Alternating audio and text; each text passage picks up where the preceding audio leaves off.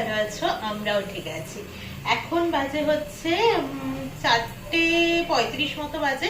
তো আমি বসিয়ে দিয়েছি, একদিকে আলু সেদ্ধ বসিয়েছি, তোমরা হয়তো এদিকটা দেখতে পাচ্ছ না, দেখাচ্ছি আমি।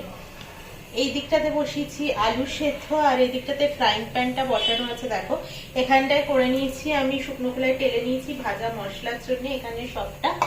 আর এখানে তেঁতুলটাকেও আমি ভিজিয়ে রেখে গেছিলাম দুপুরের দিকটাতে। তো এই যে তেঁতুল, আজকে রাতে একটু আমরা ফুচকার পাপড় আনা আছে, দই ফুচকা খাবো ঠিক করেছি। তো মানে আমি ঠিক করলাম, প্রমি অনেকদিন ধরেই বলছিল, কিন্তু ও করার হয়ে উঠছিল না আমার। তো আজকেই করব ভেবেছি আমি, তাই জন্যে। তো দেখি তেঁতুলের কাঠটা বার করে নিই, সেদিনকের মতো একটা তেঁতুলের চাটনি বানাবো গুড় দিয়ে, আর ভাজা মশলা, আর সামান্য নুন, আর সামান্য একটুখানি লঙ্কার গুঁড়ো, ব্যাস। তো চলো এগুলো করে নিই। আর আমি একেবারে কুর্তিটা পরেই শুরু করলাম, তার কারণ আমি একটু হাঁটতে বেরোনোর ইচ্ছে আছে। কেমন যেন সারাদিন বসে থেকে থেকে কেমন যেন মনে হচ্ছে আমি আবার একটু ফুলে যাচ্ছি নিজের মনে হচ্ছে আর কি।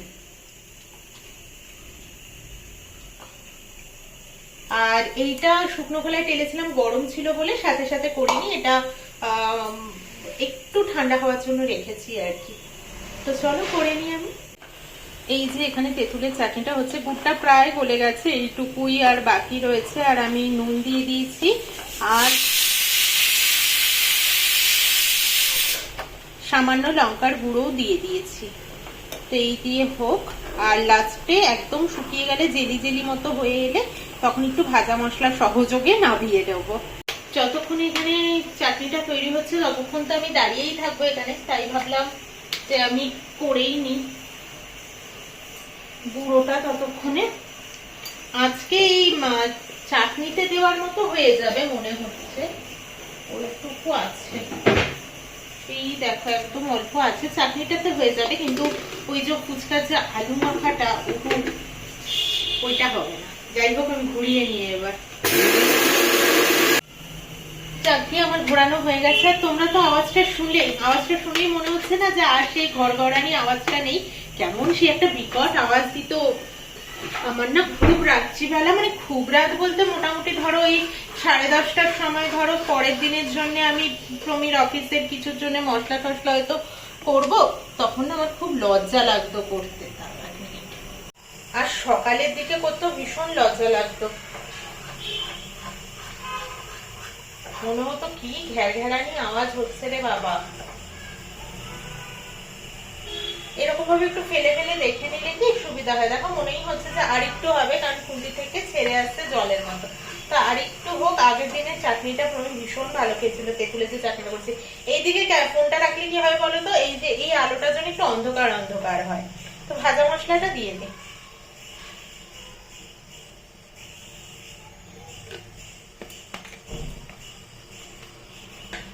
আমি তো জাস্ট বেরোচ্ছি এখন।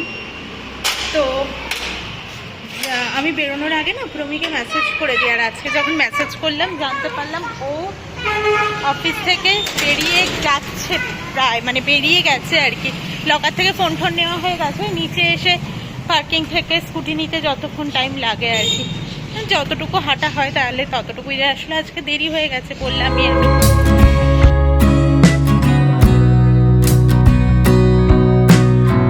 বাজার থেকে কি পেয়েছি দেখো, আমি না পেঁয়াজ কলি আলু ভাজা দিয়ে রুটি এরকম ভীষণ ভালো খাই, মানে ডাল দিয়ে ভাজা এরকমও ভালো খাই ভাতের সাথে। তো প্রমি অতটা ভালোবাসে না, তবে আমি খুব ভালোবাসি। তো আমি পাচ্ছিলাম পেঁয়াজ কলি কি উঠবে না এবার। যাই হোক, একটা বাঙালি দাদার দোকান আছে, তোমাদেরকে আগে বলতাম যে ওর অফিসের দিকে যাওয়ার দিকে একটা বাঙালি দাদার দোকান আছে, ওই দাদার দোকানে দেখলাম পেঁয়াজ কলি বিক্রি হচ্ছে, নিয়ে আসলাম। আটি 20 টাকা করে বিক্রি করছে। বলো না আরেকজন এক্ষুনি, ঠিক আছে পরে বলছি। যাই হোক, এই আটিটা 20 টাকা নিয়েছে। এটাই কতটা থাকতে পারে, 500 মতো আছে বোধহয়। 400 হবে, 300 কম হয়ে যাবে, 400 ওই রকমই আছে।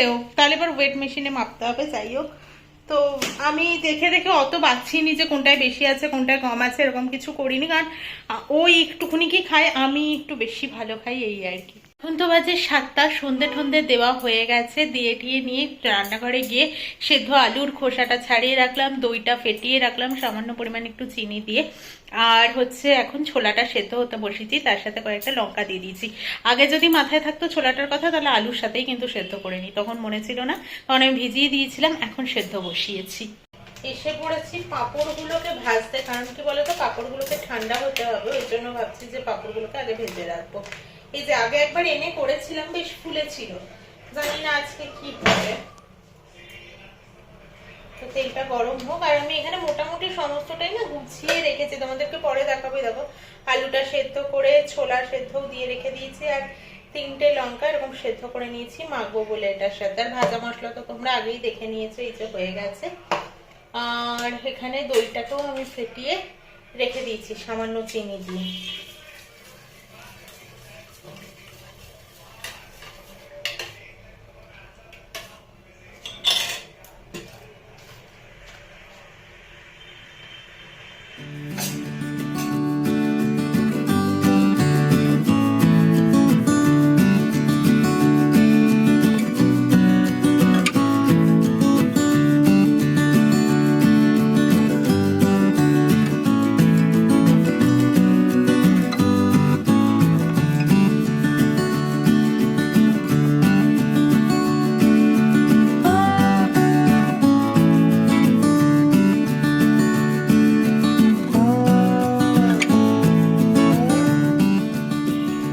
এখানে ধনে পাতাটাও আমি কুচি করে কেটে দিয়ে দিয়েছি, খুব কুচি করিনি, এমনি যতটুকু দরকার রাফলি সেটুকু। আর নুন দেবো, এবার নর্মাল নুন দেবো না বিট নুন?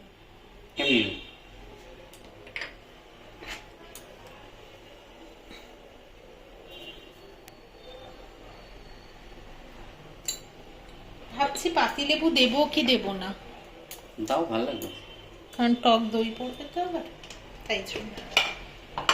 যাই হোক, দেবো ভাজা মশলা। এখনো কৌটোতে আমি ঢোকাইনি এটা, কেন বলো তো তখন কৌটো থেকে নাবালাম, আর তারপরে এটা একটু গরম গরম ছিল, তাই জন্য আর কৌটোতে ঢোকাইনি। এটাতে চাপা দেওয়া থাক, কালকে আমি ঢুকিয়ে দেবো। দাঁড়াও তাহলে পাতি লেবু নিয়ে আসি। তো এবার দিয়ে দিচ্ছি পাতি লেবুটা, একবারে সব দিয়ে তারপর মাখা ঝোঁকা করবো আর কি। 3টে কাঁচা লঙ্কা তো দিয়েছি, 3টেতে তেমন ঝাল উঠবে বলে মনে হয় না, তাই একটুখানি লঙ্কার গুঁড়ো দিয়ে দিলাম। এবার আর কিছুই না, ভালো করে মাখিয়ে নেবো কাঁচা লঙ্কাগুলোকে আগে। বাপরে বাপ, যা জ্বলবে না। যাই হোক, এবার মেখে নি। চিনিটা তো দিয়েছিলাম, আর দেখবে দইটা যখন দই ফুচকা হয় তখন দইটা একটু ঠান্ডা ঠান্ডা থাকে, ওরা তো বরফ টরফ দেয়, আমি জানি না কোথায় কি, আমাদের বিরাটি স্টেশনেরটা তো দেয়, যেটা নাম করা বিনোদের ফুচকা আর কি। তো সেটা একটু ঠান্ডা ঠান্ডা থাকে, তাই জন্য যেটুকুতে আমি গুলতে দিয়েছিলাম, তারপরে আবার ফ্রিজ থেকে বার করে একটু দেখো, তখন একটু পাতলা পাতলা ছিল, এখন একটু ঘন ঘন হয়েছে, মানে এখন দইটা পারফেক্ট দিয়েছি, তখন একটু জল মেশানো ছিল।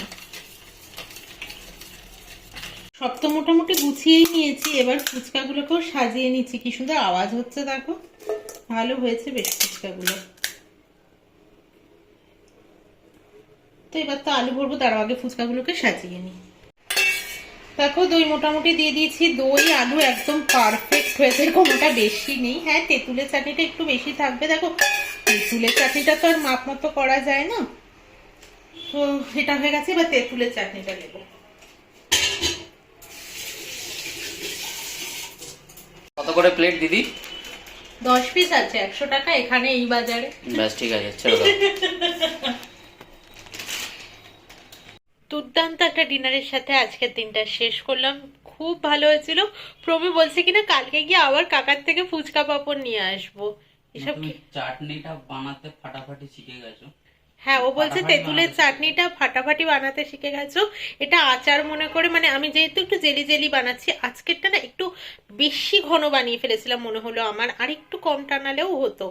তো ঠিক আছে, কালকে একটুখানি জল মিশিয়ে নিয়ে না করা যাবে, ঠিক আছে, আমি পারবো করতে।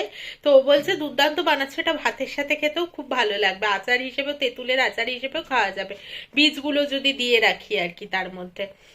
কি করছে এখানে দাঁড়িয়ে দাঁড়িয়ে। তো চলো আজকের মতো টাটা, গুড নাইট, কালকে আবারও আসবো একটা নতুন ব্লগের সাথে।